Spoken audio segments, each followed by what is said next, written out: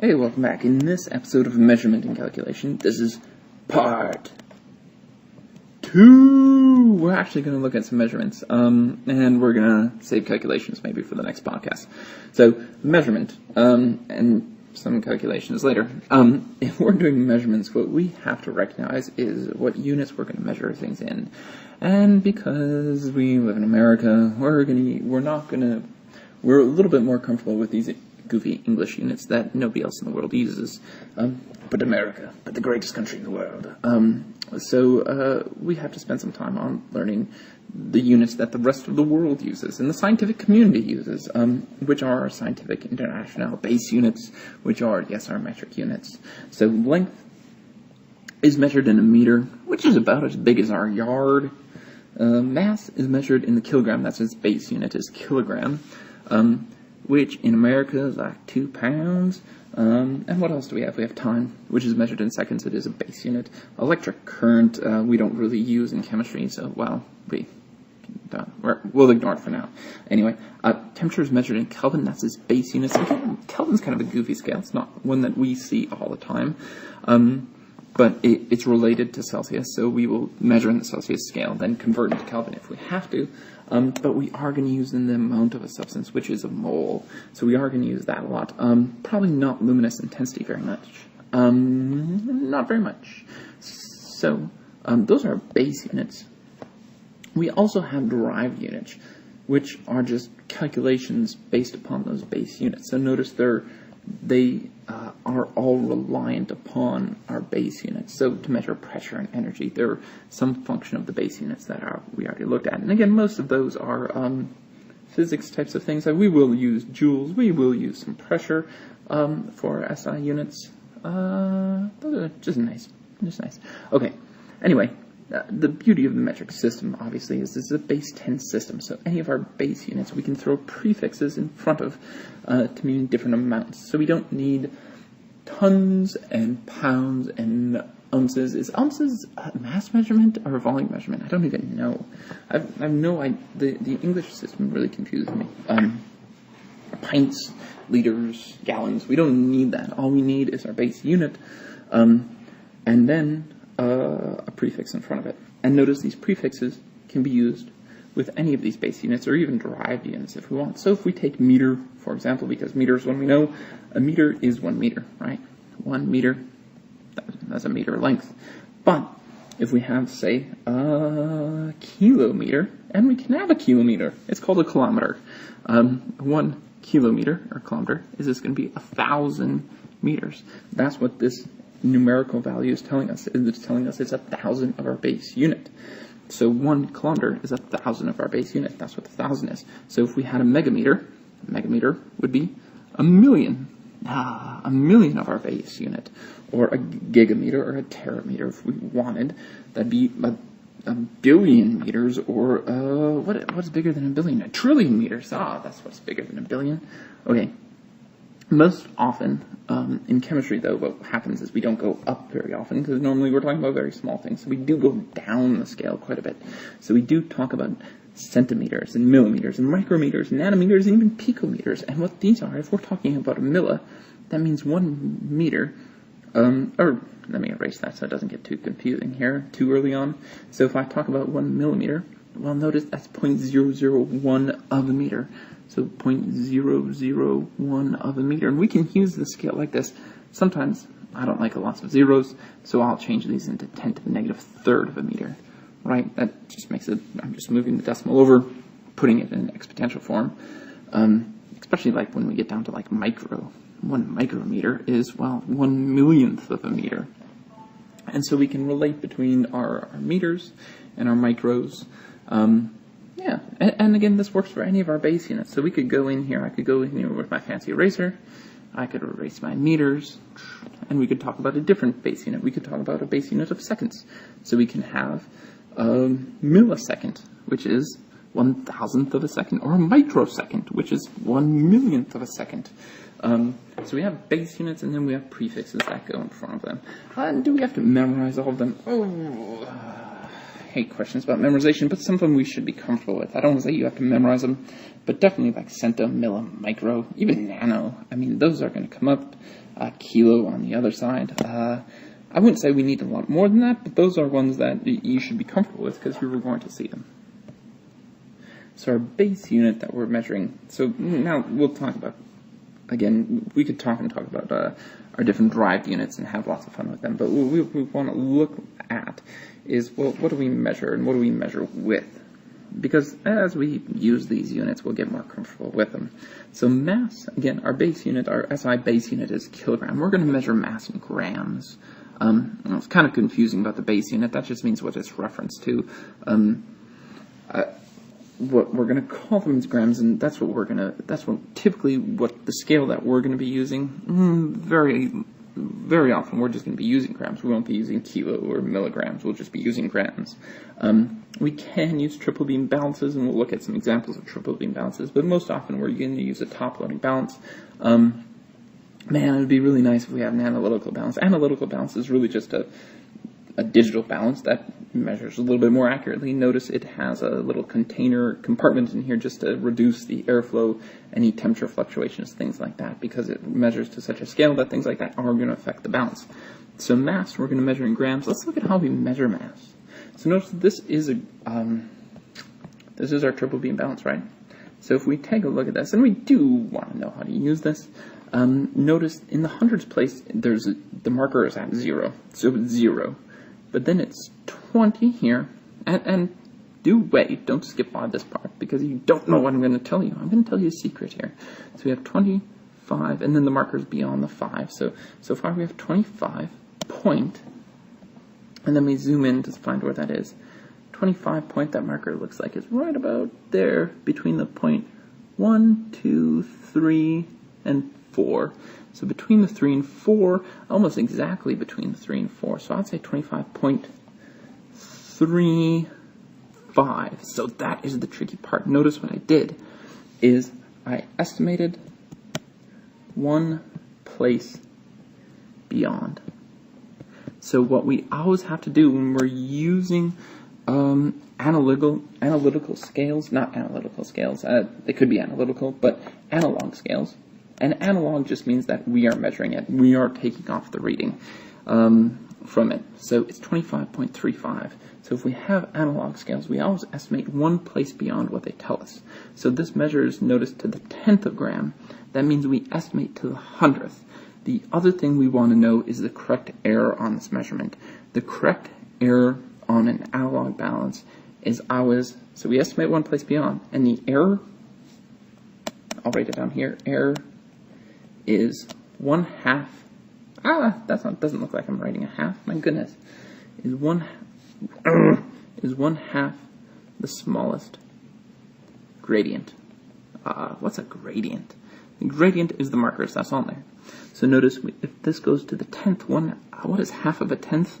Half of a tenth would be, half of 0.1 would be 0.05. So the error on this is plus or minus 0.05. Okay, so that is what we're looking at. So we have to, if we have an analog scale like this, and this is going to be true for a mass balance, this is going to be true for measuring volume or temperature, is if it's an analog scale, which means we read it off, there's no digital readout, we estimate one place beyond of what they tell us, and then our error, and we have to include the error, is 1/2 the smallest gradient. So on this scale, it would be 25.35 plus or minus 0.05 grams. Okay, that is telling us the error in the measurement, and oh, this is so important. So important. Let's go on and look at more examples. This one's going to be easy. Notice if we have a digital scale, what is the mass on this scale? It's 42.03 grams. But we still need to include the error. And what the error is on a digital scale is it's plus or minus the last placeholder. So this moves to the 10th, it's plus or minus 0.01 grams. It's a lot easier than an analytical scale, so I know you'll all be rushing to the mass scale because then you don't have to try to divide by half and estimate the last place. But we do have to do both because we don't have any beakers or graduated cylinders that are digital. So you do have to know how to estimate a place beyond on a scale like this. Another thing about a scale like this, that hopefully they did, is this has a magical button called the tare button. And what we do with that is if they were measuring the liquid in here, hopefully what they did was they put the beaker on first, they hit that tare button, So it would zero out. So what the tare button does is it takes into account the mass of whatever you put on it in the first place, so that you don't have to write down, this is the mass of my beaker, this is the mass of my beaker in the liquid. Hopefully you just put the beaker, hit the tare button, it goes to 0, then you pour in your liquid, and you get the accurate measurement. But notice the important thing here is you read the full measurement that they give you, and a lot of times people will estimate these off, and it drives me nuts. People will get this accurate number, 42.03. That's why we bought these expensive scales. And then people will be like, it's not 42 grams. No, it's not 42 grams. It's 42.03. Come on. Why did we buy 100 scales if we're not going to use them? So let's use them, please. Let's use them and measure to the right amount, and then include the error again. And obviously, the units that we're measuring in, grams. So, graduated cylinders, again, these are typically what we're going to be using to measure volume. In my graduated cylinders, again, the same thing. We have to look at the scale, we have to estimate the last place, and then have the uncertainty for it. So maybe we'll just look at some examples. Well, these are some graduated cylinders. One thing I want to say about these graduated cylinders is if we were measuring, say, 100 milliliters of a liquid, we would not use this one. You don't want to use a graduated cylinder where you're only putting a little bit in. You want to use the best tool for the device. So if we are measuring 100 milliliters, probably the best one to use would be this 300 milliliter graduated cylinder. If we measured 100 in here, it'd be right at the top. It's probably not the best, most accurate tool to use. We'd probably want to use the 300 milliliter. So typically, you want to use the scale that the number falls within. Or obviously, we don't want to weigh at the bottom. We don't want to weigh at the top. We would prefer it to be somewhere in the middle. Notice again how we measure on these is we want to be able to read the scale, estimate the last place, and calculate the error. So in this scale, notice it goes from 50 to 60. It goes up by 1, 2, 3, 4, 5, 6, 7, 8, 9, 10. So it goes up by ones. So that is our scale. It goes up by ones. But notice we have to, like we said before, we have to estimate one place beyond. That's what we are saying we have to do. We always have to estimate one place beyond. Also, with volume measurements, we have to be careful that water likes to stick to the sides of the container. So we always measure from the bottom of the meniscus. Ooh, nice word. Meniscus. I don't know if I spelled that right, but it's something to that effect. Anyway, you won't be graded on your spelling, because I'm not graded on my spelling, so whew. Lucky, we lucked out there. So this value is 50. 1, 2, so 52. But then point, right? Because this meniscus, if I look at that line, it's not quite 53. And if you put 53, you'd be wrong. We have to estimate that last place. And I would say it's not quite in the middle. I would estimate it at 52.8. But now, this is where our error comes in to tell everybody that I am estimating that place. Because again, my error, so I estimate one place beyond, and then my error is half the smallest gradient. Well, the gradients here are every 1, 2, 3, 4, 5, right? That's my gradient. It goes every 1. So half of 1 is, well, 1/2. So my error is 0.5. And this measurement is probably in milliliters, I'm going to assume. So that is what I'll write down. That is my volume measurement that we're going to use in chemistry. So one way you know you've done this right is your error should always, no matter whether you're using an analog or a digital scale, always go to the same place as the number that you report. Okay, let's just try another one. Oh, this one I'm not super happy about, and I'll show you why here in a second. It's because if we look at the scale, and it's not horrible, the scale goes 6 to 8, so that means this line is 7. There's 1, 2, 3, 4 marks between, which means it goes up every 0.2. So it's 6.2, 6.4, 6.6, and then 6.8. So again, we can estimate one place beyond that. So 6.246, maybe 6.6.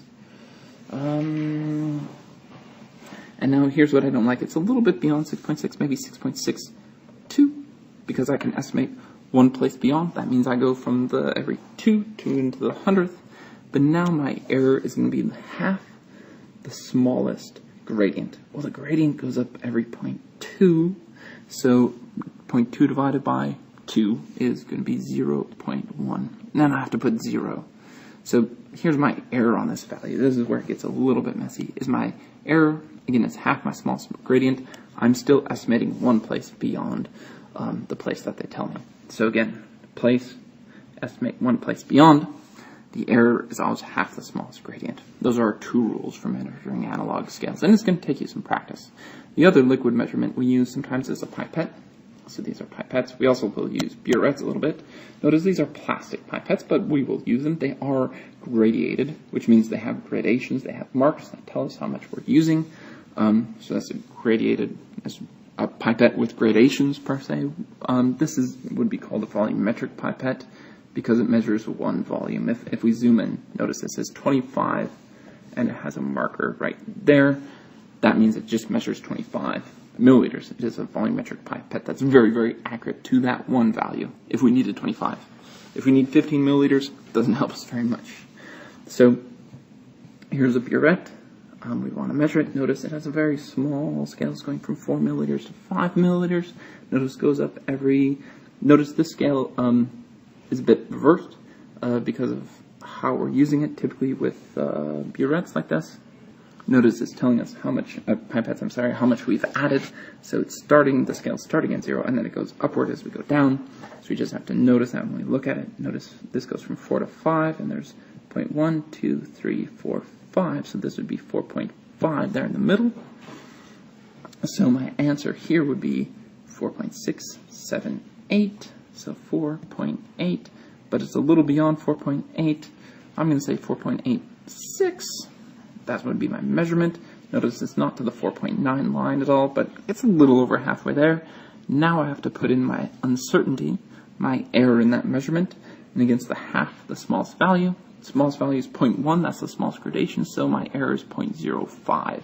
And this is in milliliters, so it would be 4.86 plus or minus 0.05. Again, it's going to be just essential that we use our tools correctly. We need to use our tools correctly, and we need to know the right error and units on all the measurements that we use. A couple more. Temperature. Notice sometimes we'll have digital temperatures. We don't have probes like this. It's nice though, because again, if the temperature is 51.0, we want to say it's 51.0. We don't want to say it's 51. It is 51.0 degrees Celsius. The error is plus or minus 0.1. Again, this time, if it's digital, it is just the last placeholder. It's plus or minus the last digit that they give us. Again, if it's analog, then we have to read the scale. We have to estimate the last place and include the error. So the temperature on the scale is a little bit above 100, I would say. Just slightly above 100. The scale goes up 101, 2, 3, 4, 5. So it doesn't go up every one, which makes it a little bit easier. Half of 1 is 0.5, so that'll be my error, plus or minus 0.5 degrees Celsius. My temperature, that marker looks slightly above 100, not all the way to 0.1 though. I'm going to say 100 just barely above 100. 100.2 plus or minus 0.5 degrees Celsius. So that's my temperature and my error. That is what we're going to do. Oh, look, we are done. So just a quick recap here. So we have scientific international system of units, base units. So we have meter mass. We looked at all those, kilograms. We have prefixes that we use with those and can use with any of them, right? But then we have our actual tools that we're using. And our tools, remember, can be analog or they can be digital. And if they're digital, we have to read all places and we have to add in the error is always going to be the smallest, plus or minus the smallest place.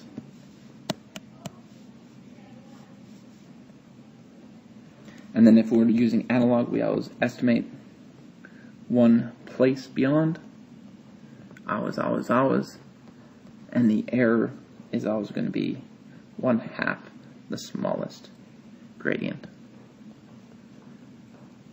If you can read that, fantastic. Gradient.